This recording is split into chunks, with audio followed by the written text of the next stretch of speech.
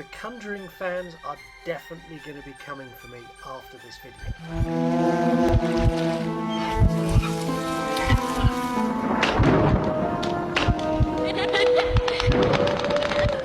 Hey everyone, and welcome back to the channel. My name is Scott, and today I'm starting a new series where I'm looking at 3 films.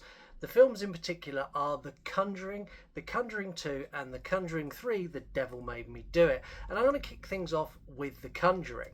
Now, this film captivated audience, proudly proclaiming based on true events or based on a true story. And for most people, that's enough to buy into the fear of every chilling moment and breath in this movie. But what if I told you the true story behind The Conjuring is far more complicated and in many aspects significantly different to what we actually saw on screen? And what if the paranormal investigators at its heart, Ed and Lorraine Warren, were not the superheroes as they were portrayed, but more controversial figures within the paranormal community and probably didn't deserve the heroic portrayal that they were given? Today I'm dissecting the very first Conjuring movie, giving you comparisons of the moments that the actual Perron family went through versus what we got in the film. There's going to be some major revelations in here, and I'm going to stick purely to the first film because I'm going to do 2 more of these where we do number 2 and number 3. So this one is purely the Perrons, the Warrens and that farmhouse. Let's start with the Perron family themselves as they move into their Parisville farmhouse.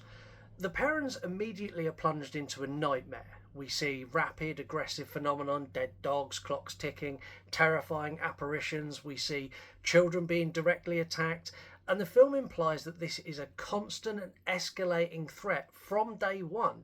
In reality, there's a key difference. The Perron family did experience strange phenomena in that house over the years. Cold spots, odd noises, furniture moving, phantom smells.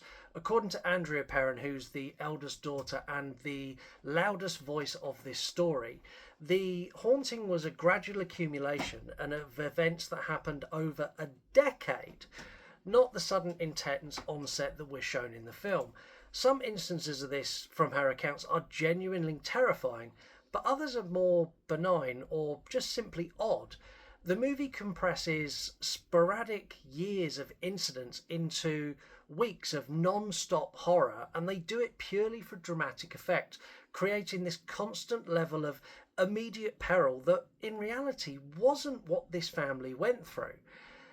Next, the film's terrifying main antagonist, the witch Bathsheba Sherman. The movie portrays her as an all-powerful, malevolent entity who cursed the land and directly targeted the Perron family. Now, she's presented as a singular evil driving force. Her backstory of infant sacrifice, cursed land, is the central plot, and it all culminates with the attempted possession of Caroline Perron. While this historic figure is real, like Bethesda Thayer, not Sherman, did live in the local area, and the folklore would say that she was accused of witchcraft, there is no concrete evidence to support any of the claims of child sacrifice or any direct malevolent link to the Perron haunting. The Perrons themselves reported various spirits. The films went a different way, and they gave us this singular, intensely evil character with a gruesome backstory, and this is at best a creative liberty, at worst an outright lie, and I don't think that's right. Now let's get into more of the crux of the issue. Ed and Lorraine Warren, in the film, they are courageous, skilled demonologists. They are the Catholic Avengers, if you will, and it all goes with this, they're saving the family, and it culminates in the exorcism of Caroline, and they save the day and everyone's happy. And they're portrayed in a way that they immediately understand the danger, they battle the demonic entity, and they perform the exorcism, and they walk away triumphant over evil. Now, the Warrens did visit the Perron family home. Like, they did. That happened. That's fact. That is true story. Their involvement was very, very brief, and critically, it was not how they portrayed it. Like, even the family themselves say the Warrens are lying. The Warrens claim they performed an exorcism, And this event is argued by everyone, including the family, and it was never officially sanctioned by the Catholic Church. Andrea Perron has stated that there was a terrifying incident where her mother was thrown from a chair, and this is why the Warrens were conducting a séance. Now, it was after this event that the family actually asked the Warrens to leave. They told them to get out because they were provoking the entities and making the situation worse, not saving them, as the movie would portray. And there was no actual exorcism. That never happened. Beyond these major discrepancies, there is lots of things that the Conjuring movie filled in and added just for sort of that extra Hollywood effect. The clap game, like, that was genuinely terrifying. Loads and loads of jump scares in that. That never happened. The scene where the daughter Christine is dragged through the room by her hair and dragged through the house, yeah, never reported. Annabelle is shown at the beginning of this movie being brought to the Warrens Occult Museum. And yes, Annabelle is a big part of the Warrens lore, but was purely inserted into the Perron story and the opening sequence to give an overriding sort of doom is coming.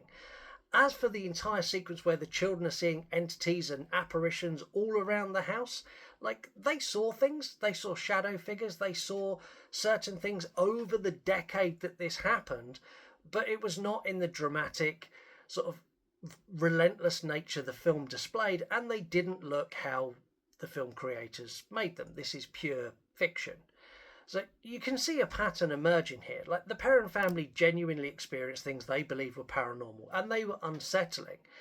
What The Conjuring does is it takes this very long-term, very varied, very vague in some instances, version of events and transforms it into a concentrated, high-octane horror film. Every jump scare is heightened for moments of terror. Like, there's a singular named villain to give us that cinematic baddie. And all of this is pure cinematic creation to enhance what in truth was quite a dull, quite a long story. Like, it bugs me a lot that you get movies that are labelled like The Conjuring. The Conjuring's the worst for doing this, but movies that are labelled as based on true story or based on true events, when in truth this is just a powerful marketing tool.